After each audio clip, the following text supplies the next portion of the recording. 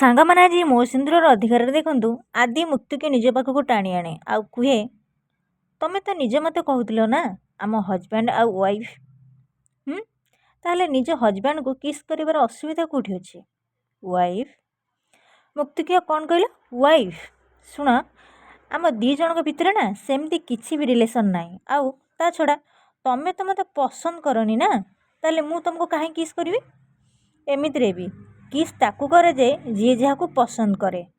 ସେମାନଙ୍କ ଭିତରେ ସେଇ ଟାଇପ୍ର ସମ୍ପର୍କ ଥାଏ, ସେଇଥିପାଇଁ ସେମାନେ କିସ୍ କରନ୍ତି। ହେଲେ ଆମେ ଦୁହେଁ ତ ସେଇ ଟାଇପ୍ର ନୁହେଁ ନା।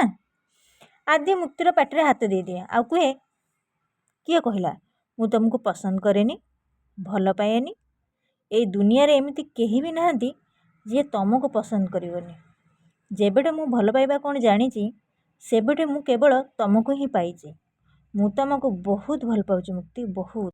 ସାଙ୍ଗମାନେ, ଆପଣମାନେ ଯଦି ମୋ ଚ୍ୟାନେଲରେ ନୂଆ ଅଛନ୍ତି ତାହେଲେ ମୋ ଚ୍ୟାନେଲକୁ ସବସ୍କ୍ରାଇବ୍ କରିଦିଅନ୍ତୁ ଆଉ ଛୋଟ ଲାଇକ୍ଟେ କରିଦିଅନ୍ତୁ। ଜୟ ଜଗନ୍ନାଥ।